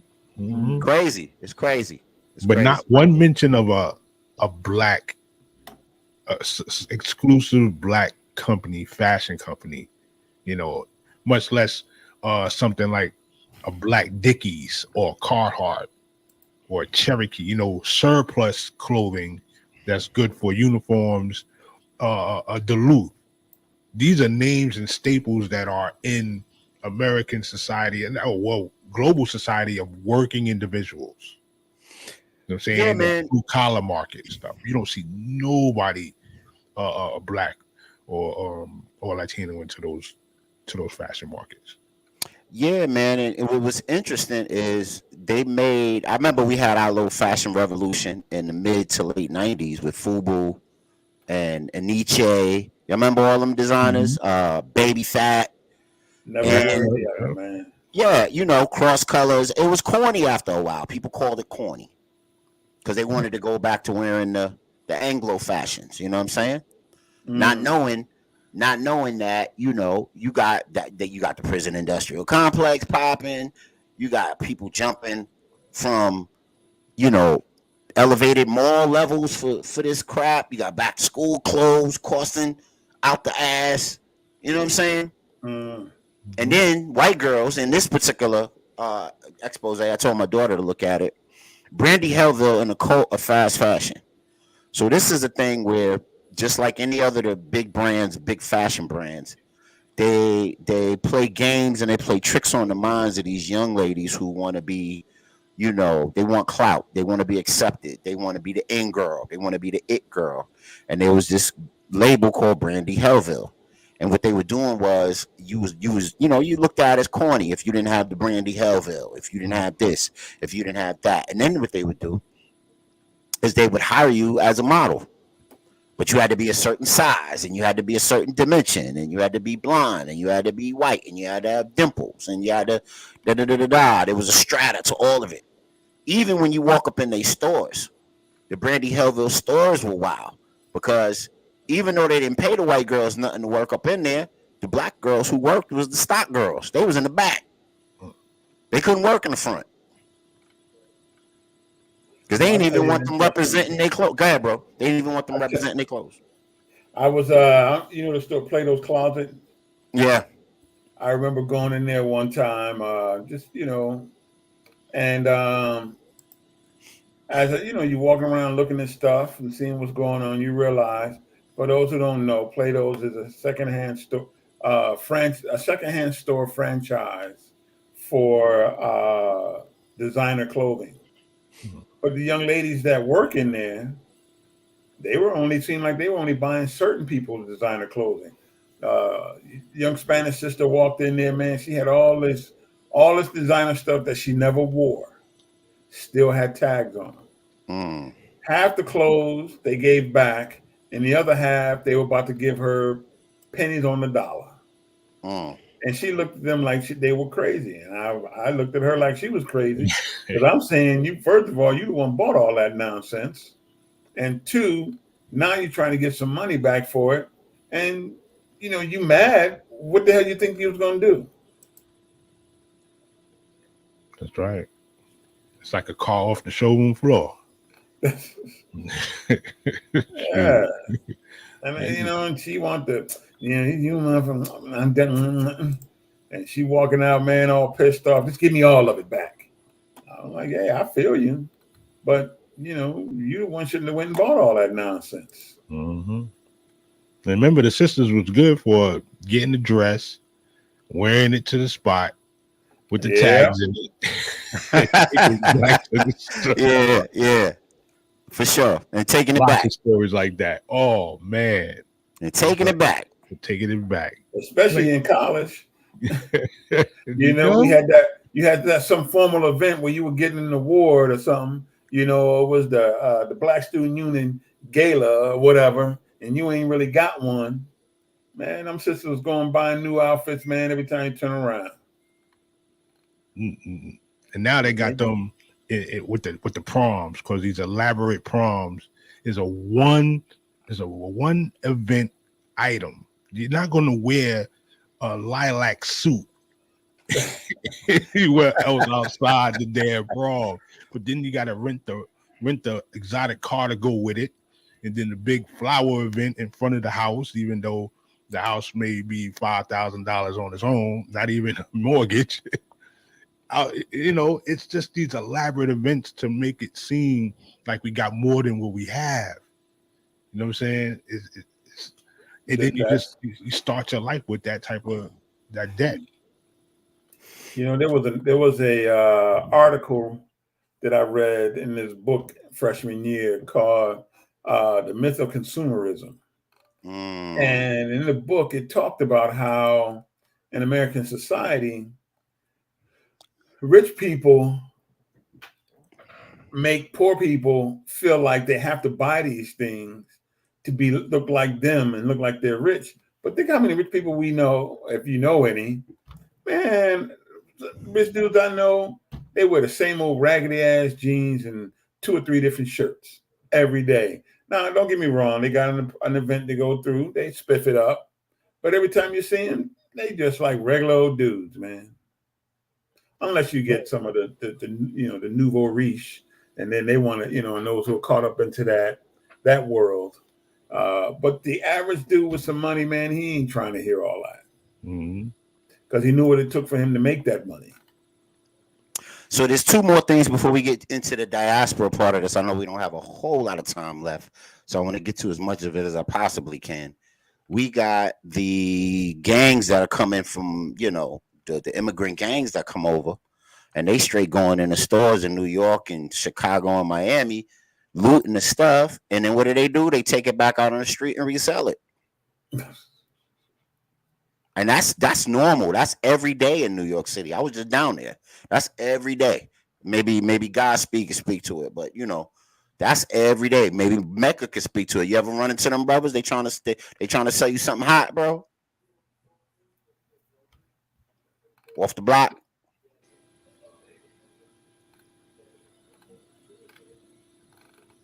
Somewhere like around 110th Street, 116th Street, maybe 86th Street. They'll have it laid out. And look at where they go to sell it. Yeah. Yeah.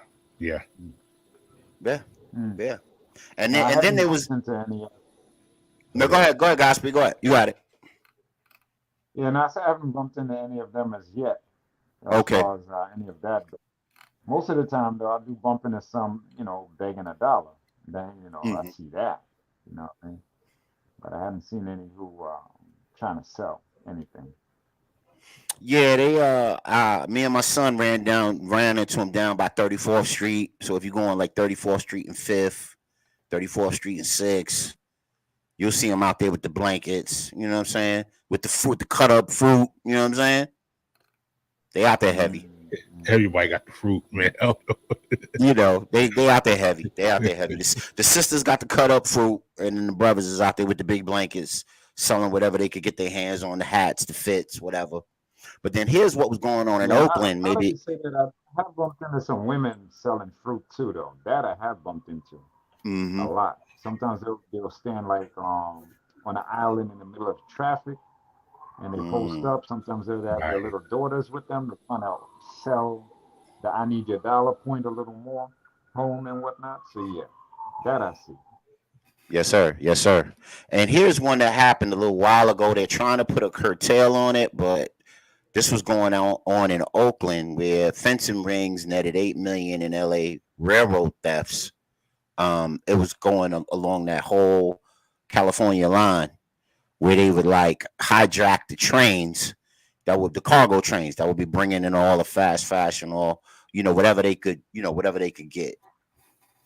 And you see it right there. You see all the waste, right? They ain't playing. They stand right in front of the train, like 20, 30 deep. They stop the train. And they open up the cargo doors, and they just go wild. They steal computers and clothes and this and that and this and that. It's wild, man. Say it again. Great train robbery, like the Wild West. Yeah, like the Wild West, exactly. And this is all for fast fashion, man. This is all for, like Brother Mozzie and myself used to talk about it, planned obsolescence. You know, you wash that thing once, it shrink. There you know go. what I'm saying? You know, have my Done. Balenciaga look like a baby tee overnight. With that, For real. I thought I had something fly right on me real quick. I You ain't know? thinking I got a little. I'm like, when did I get a little brother? Right, like, you know what I'm saying? It's wild, man. It's wild out here.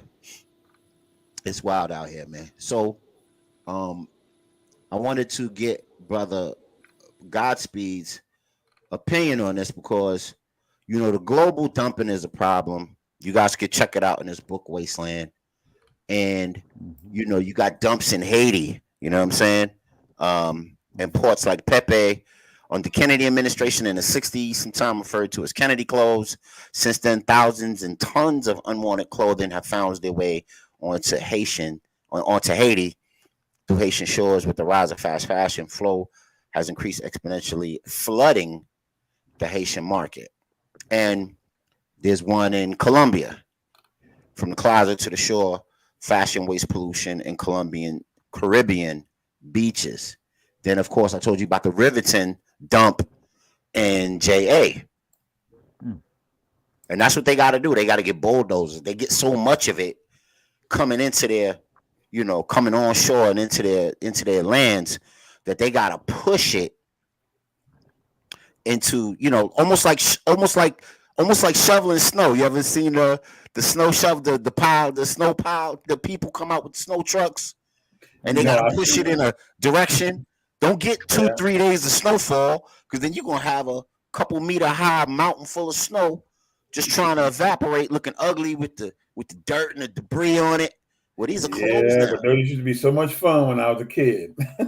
But I'm not. But now look at the clothes, bro. She can walk down a mountain of clothes, bro. Check that out. You know what? So what isn't talked about, and I don't know if it's talked about in the book, but certain government officials are getting paid to accept this stuff. Oh, I'm glad you said that. Check this out. Friendly neighborhood Trump trade war includes punishing Africans for refusing secondhand American clothes. So do you know that there's an embargo against the diaspora people, countries in the diaspora, if you don't accept the Western countries' leftover goods, you get fined and you can't push your goods in American countries. That's wild. Because they don't push the goods in the American countries anyway. Yeah, man. It's nuts. So I wanted to ask you a question, Godspeed. In Trini, you ever heard of 1-800 what was it called? 1-800 waste or something like that? Junk waste? Have you ever heard of that? No, never heard of it, but I'll ask some cousins. I'll get on my WhatsApp and ask some cousins, but I've never heard of it. So wherever the shoreline appears at in Trini or Guyana or any of those places where they do the fast fashion and the dumping winds up on the shores, if it's near, like I said, it bleeds into the residential areas, and they actually have to call people with machinery to come and move it out of your area so it doesn't bleed into the water where you live and where you raise your crops and all of that. Yeah, that's Riverton, Jamaica, bro. That's crazy. Yeah, man. Do me a solid. Put up the one with Trump again. I want to get a screenshot on the Trump thing, real. Yeah, hold tight. Don't move it. Hold on. Yeah, go ahead, please. Absolutely. And we could talk, and we could talk about that, because that's really the thing that makes it what's happening with the clothes waste so really, really bad. You know what I mean? They'll like one of the videos said, they, you know, if it's not seasonally, if the clothes aren't seasonal, they get rid of them. Wow. Because they gotta make room for the new seasonal designs or whatever coming out. So could you imagine the amount of tons that are delivered to these places? Right. And then here's what happens. Because Trump and all of the Western countries are punishing the diaspora countries to push the products, the ladies are hired to manage the clothing coming in. And just like they will walk around with the water on their head or the baskets or whatever, now they're walking around with tons of clothes on their head. A stack of regular t-shirts. Right. And it's getting so bad that it crushes and it deforms the spinal cord. Right. You guys ever heard of like Japanese foot binding? Yes. Mm-hmm. So when they wear the shoes too tight, the feet get webbed and they get all deformed and whatnot, and it looks like a hero sandwich in their shoe. Yeah. But when the sisters do the same thing with the clothes on their head, that's what happens to their spinal column. It starts to fuse. Right. It starts to calcify and fuse. Yeah. And then they get like all this, spinal damage that happens. You know what I'm saying? Wow. And they can't say no. They can't say no because the Western countries won't let the companies there say no. And the reason why I know is dope. Did y'all hear about that show with Childish Gambino and Rihanna? It was like Once on This Island or something. Hold on, I'm gonna get it up. Let me just put it up real quick. Y'all go ahead and build. Let me look this up real quick. Was it a movie that was out a couple years ago? Yeah, I think I've seen that. It was about them on an island. Yeah, he was like a musician. Yeah, I saw that. And then it was like a brother who owned this sweatshop, and Rihanna worked there with her girlfriends and her family members, and his dream was to be a singer because he was like the best singer. He was always on the radio. It was called Guava Island. That's what it was called. Yeah, I saw that. Yeah, it was called Guava Island, and it was good. Watch it. It's a musical actually, but the center of it features around a revolt of the people who worked in the textile mills because they were being forced to work beyond healthy practices, beyond healthy working hours, beyond all of these types of things. And his singing was he was the Bob Marley of it all. He was the revolutionary pulse, making the people fight for their rights as workers. You know what I'm saying? Nice. So then he did a benefit concert for the people, and they took him out. Now that's supposed to be a true story, but they turned it into a musical. Dope. Yeah, go check that out, man. It's really good. And she's in there singing, he's in there singing. They did their thing on that, man. I really like it. I would recommend it to anybody. Can y'all see that? I'm sharing my screen right now. There you go. Yeah, Guava Island. Yeah, it's dope. Yeah, it's really good. I didn't remember much of it, but I did see it. Yeah, it's worth the watch, man. I'd watch that over tonight. It's dope. It's dope. I'm about to check that out. Yeah, and she's pregnant with his baby, and they got good on screen chemistry with one another. It's dope. It's dope. It's dope. It really shows him like his ascension into being more than just a, hip hop artist and all that sort of stuff. He's like a real musician. You know what I'm saying? It's dope. Check that out. But it's really centering around what we're talking about right now. The global secondhand trap. Now, what's going on in another light is that it's poisoning the shorelines all over the world. It's poisoning the shorelines in Africa, poisoning the shorelines all over the Caribbean, poisoning the shorelines wherever they do the secondhand dumping, because that's what they call it. They call it what's the word in Ghana? Matuba or Matumbo? No, it's called Mitutumbo clothing. And it's basically called dead white man's clothes. Wow. Good. That's the kind of nomenclature for it. Hold on. Here we go. Yeah, there you go. So y'all can go check that out. Dead white man's clothes. Really worth a listen. Really worth a checking that out. Metatumbo. Yeah, I think that's what it's called. Metatumbo clothes. And in Trini, what they do is they make a whole secondhand industry out of leftover dead white man's clothes, as they call it. Haiti, they make a whole industry. If they find something special, now they put it in their stores like it was, like it was first born, like it was first made, like it was first manufactured. But it's left over, it's dirty, it's this, that. They save it, they recoup it, and wash it and they put it in the stores. yeah, You know, yeah. There's you know, even a you know what's crazy though? You know what's Go ahead. crazy? This is making sense more and more. Like I'm not afraid to admit when I'm ignorant to something, and I was ignorant to this. You know what I mean? Until y'all spoke about it tonight. Because when I was coming up as a kid in Trinidad, man, in the '70s, when I Mm-hmm. would be over there for like my 2-year, 3-year runs in the school systems off and on, then bouncing back between here and there. The big thing back then was those who had relatives in America, it was a big deal because those folks would get barrels, would buy those barrels and give away their old clothing in the Yep, barrel. That yep. was a big, like my old man used to spend a lot of money to send those barrels down. You know what I'm saying? And the relatives would be like, I'm talking about, dude, it was like Christmas in the middle of August when that barrel come through, or July, whenever that barrel landed, it was a big deal. You know what I mean? Because now you got these kids going to, like in the neighborhood, maybe church or hanging out around the way, and they have clothing that other kids don't have because it's like American clothing. Like they might have the Tigres on when the Tigres was the pop back in '83, '84, you know. But now things are different. Now things are different.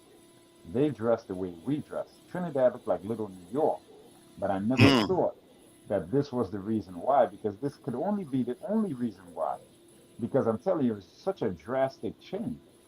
I used to dress down when I went to Trinidad back in 2000. I used to dress down. You know what I mean? Because I didn't want that kind of attention on me. I used to walk with a blade in my pocket too, even though I was down there visiting, but I mailed my blade down there ahead of time. You know what I mean? Because, stuff like that is expensive down there. So I could have a blade in my pocket, but I was still dressed down quite a bit. And I mean, I still got checked out. I remember one time walking main road, Aruca, and somebody looked at my sneakers. Another young dude looked at my sneakers and he said, hey, brethren, hey, family. I was like, yo, peace. Yeah, I hear you. These are old sneakers, bro. You know what I mean? Because Right. don't have to juke you in Trinidad, down in Brooklyn, they say the jukes like a Yeah. steel. I mean, Yeah, but yeah. Trinidad, when we say juke, we mean we stabbing you up. Right. Mm-hmm. So I'm looking at him like, man, I go juke you up, boy. You know what I'm saying? Don't be because, but times change. Now when I go down there, I ain't got to dress down because everybody already dressed up. Everybody got the SUVs, yada yada yada. Things that nobody had back then. You know what I mean? Right. But anyway, that's to your point. It's just interesting to me. Wow. Yeah, man. Check this out. To the diaspora, secondhand clothes are much more than an act of goodwill. They're a tether to the culture. I marveled at the urgency at a home where we knew the barrel man was coming to tape and pick up our barrel to send to DR. Says Valdez, a 22-year-old Dominican who grew up in Brooklyn, who learned about sustainability from a country. It felt like we were teleporting emotional parts of ourselves to another country. Her grandmother, who was a seamstress skills and reimagined old clothes into new clothes. Her consciousness regarding sustainability was just tied to the ecological, economic reasons, but also cultural ones. Used clothes was an opportunity to sustain a connection with her family in the Dominican Republic. So that speaks to what you were just saying, bro. Yeah, facts. That was it. That's it right there. That's it right there. Yeah, yeah. Well, people So take the so stuff we're right. seeing the savage inequalities happening on all ends. You know what I'm saying? Some people hope they could get some stuff, hope they could get a barrel or something that they could wear, just so they could wear it, just so they have some decent clothes. And now you got other people who are being poisoned By the same. they're getting choked to death by the same clothing, by the same secondhand dumping, on and on and on and on and on. Yeah, man. Yeah. So please check that out, man. Do your due diligence. Please come back to the Real HD Show. Like, share, and subscribe what we're talking about right now, because this is super, super important. It's choking our coastlines. It's choking the CO2 O2 exchange on the planet. It's polluting our shorelines. The nanoplastics are out of control that are in the clothes. The dyes are bleeding into the water. Please, please, please support, do your due diligence, support some efforts to do that. Like they have the Fabric Act. So check that out. That's really important. And there's a lot of stores that are against the Fabric Act because it's making for, sustainable goals. And I want to talk with Mozzie about something in a minute as far as all these sustainable goals, because you know where I'm going with that, with the whole WEF piece. But they got the so even though it's a problem, Brother Mozzie, now you have these Fortune 2000 companies that meet in Davos, and they want to catfish like they being environmentally friendly, when really this is clandestine grouping, population management, all the rest of it. So what's your thoughts on that, man? And how could we help the world be a little bit more aware and not catfish sustainability for population control? I know I asked a lot with that question, but do your best, bro. That's a lot. I know. Well, I think one of the things that we have to look at is we have to understand that in these countries, they've not been able to compete on the world stage globally, or even compete such that they're able to provide for themselves. So things like waste becomes a good cash crop for them, to where they now, okay, I'll take the waste, you give me X amount of money. But that doesn't get then turned around or flipped around. They don't take it and use their brain power to say, hey, let's recycle these clothes and do something different with them and send them back out, because the rule states that you can't do that kind of stuff. And so what is happening to a lot of these countries is the elite, and some of the elite that are ruling these countries do hang out with the Schwabs of the world, Klaus Schwab and all of them, and they dictate to them how and what's going to happen in those countries, such that these people continue to stay poor. And we don't understand that. I mean, for example, it's a great movie that I think everybody should see, called Life in Debt. And it's about Jamaica. And, how they have the, I forget some parts of the movie, but it's a great movie, but it shows you how the IMF and the World Bank plays these games with these countries to keep them in servitude. Yes. And basically broke. And yet there's a few that may get a little money, but overall, they're not doing well. Yeah. And it's stuff like, so they have to make deals like this to get junk put into their countries, but they can't even do nothing with the waste. And so they throw around and they sell it amongst themselves, and they walk around and they wear it.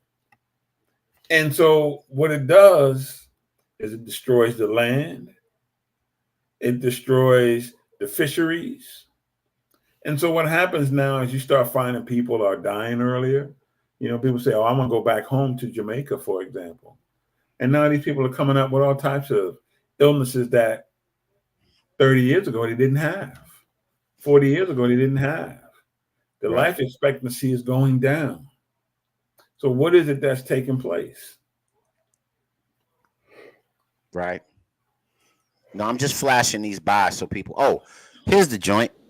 So there was an interesting piece, right? Godspeed, check this out. So this is a family went back to Haiti. They came from Philadelphia. So they had a little bit of military occupation in Haiti, and nobody could wear fatigues. The fatigue clothing.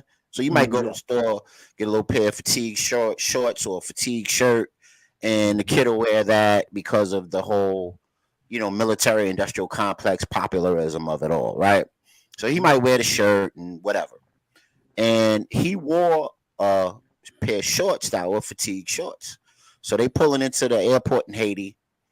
Right when they were about to go through customs, the brother stopped him before he went through customs and forced him in the bathroom and told him, look, and it's a teenage boy, told him, look, you can't wear that here.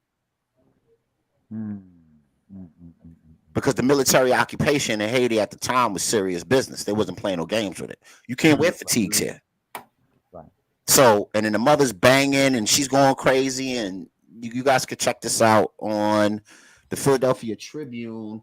Caribbean clothing laws can lead to unpleasant surprises. That's the article.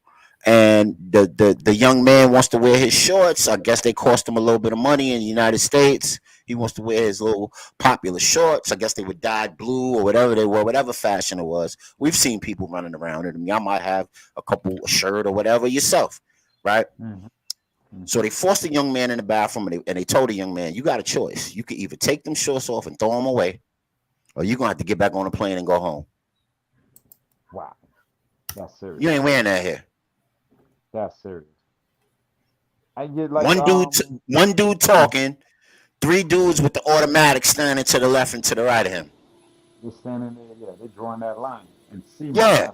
They ain't even, and of course, not of course, but unfortunately, they weren't traveling with the patriarch of the family, so they didn't have that covering, and the mom is losing it because she ain't got no control over the situation. They don't know. She don't know what they doing to her teenage son in the bathroom, and all they went to do was just go home and, see family and do whatever they were there to do. You know what I mean? So not only does Haiti have to accept secondhand dumping, right? Like it says here, but they got rules where they can't even wear what they want to wear, bro. Yeah, that's it, right? With the fatigue thing, I've encountered that a little bit in Trinidad, not to that degree by no means. How it rolls is like this down there. I actually have, and I can't find it. I haven't worn it in a while because I can't find the damn shirt. But it got this fatigue shirt that I like, that was given to me by a captain that was in the regiment from Trinidad. He gave it to me and warned me. He said, "Don't wear it here. I'm giving it to you so you can wear it up there, because we can't wear our stuff down here at all. That's against the law." Right. So I put it in my suitcase, and I would teach martial arts with that joint on over here in the States. But nah, they don't allow you to wear their fatigue. If I was wearing an American type fatigue, I could fly with that because the patterns are different. But I can't do it with Trinidadian fatigue for sure. And that's how it was back like in the early 2000s. I don't know if things changed since then with that, but yeah. Yeah, but that joint in Haiti I would imagine it's all over the Caribbean. You know what I mean?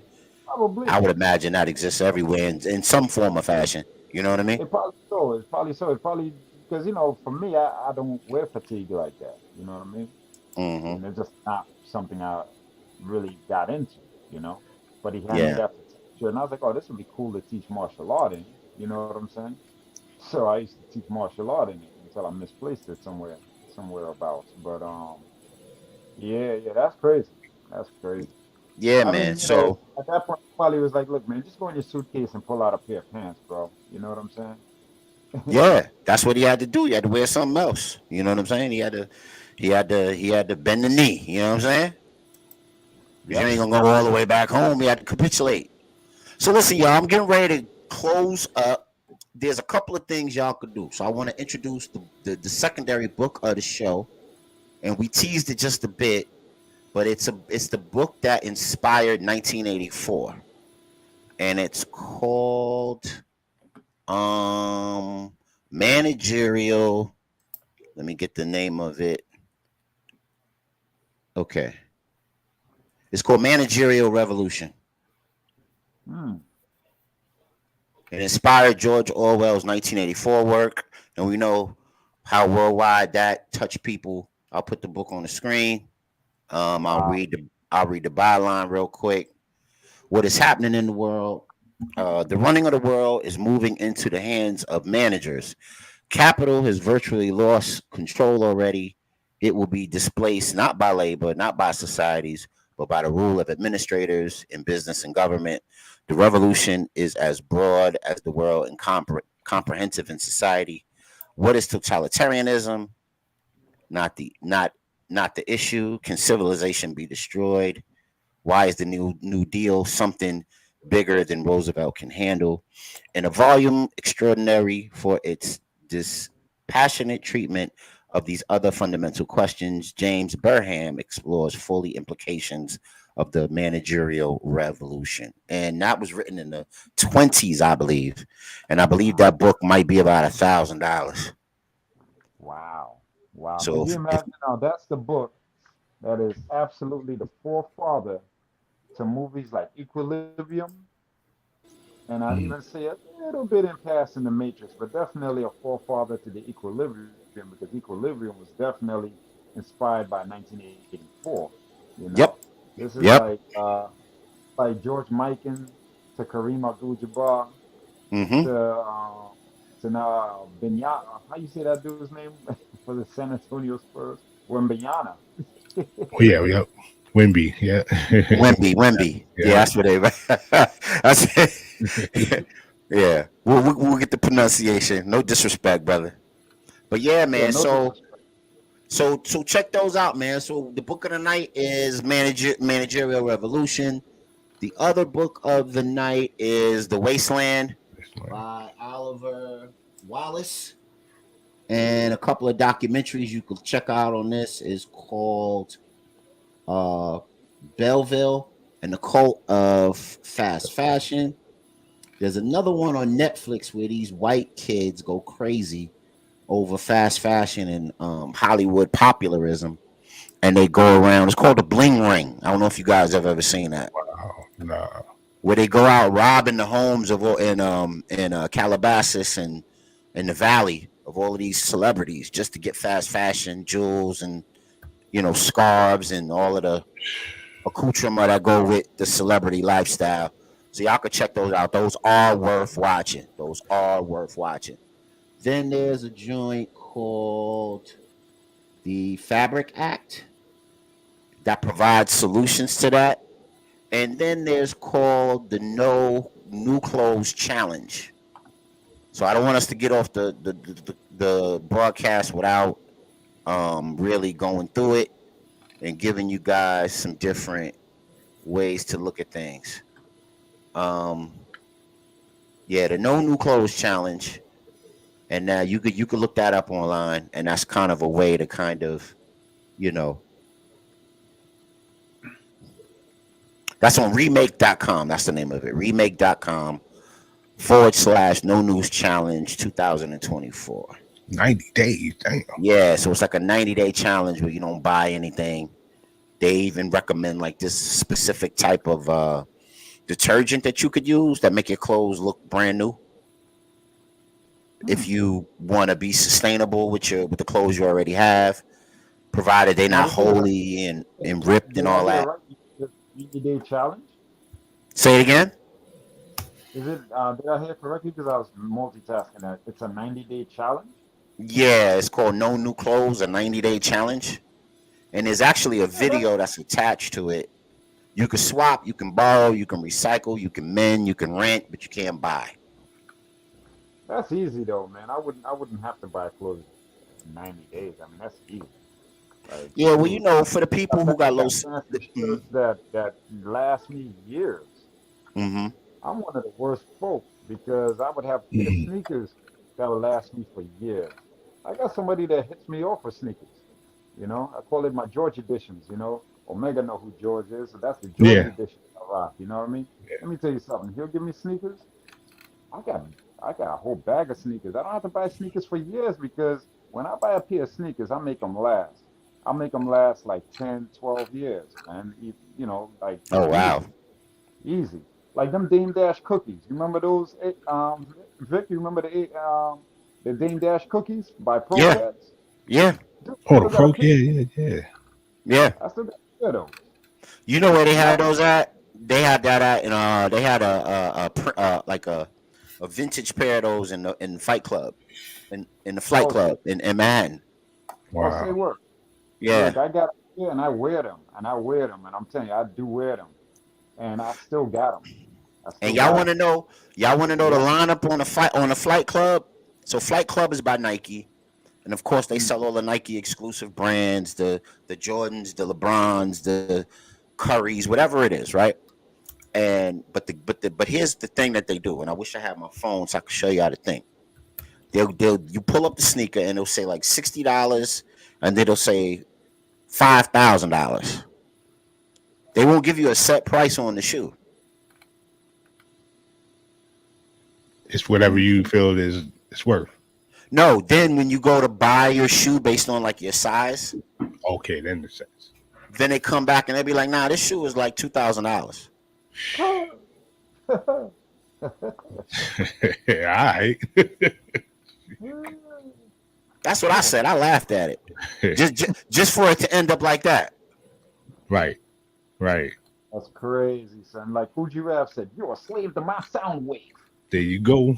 With that, we're going to shut it down for tonight because we way past overtime. I appreciate everybody who watched on every channel. I appreciate my super duper panel for being so intelligent, well-spoken, and opinionated, and giving the people what they need, the way they need it, that awareness so they could be fearless and not move careless. We are the Real HD Show. Make sure you tune in. Make sure you guys tune in on Wednesday, man, because we're gonna do the case, the curious case of the diddler. We're gonna go over that on Wednesday. The curious case of the diddler. Gotham City's oilless villain. Yeah, Gotham City's notorious diddler villain and his whole saga. Because everything is not the way it looks. That's right. Not so fast, my friends.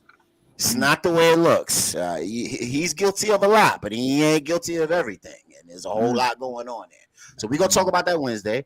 And we're also going to talk about on Wednesday, we're going to talk about people divorcing over voting. So like, share, subscribe, comment, turn on notifications so that every time the Real HD Show comes on, you can rock with us and have a higher discussion. I'm the Vic. This has been the Real HD Show from my man Mecca, from my brother Mozzie, for Godspeed and the place to be. We wish you well. We wish you peace. Walk with power. And please tune in Wednesday. Each one bring one. And let's make it a great one. All right, y'all. Y'all love on each other. Peace, y'all. Thanks for tuning in so late. We out. Peace. Y'all have a great night.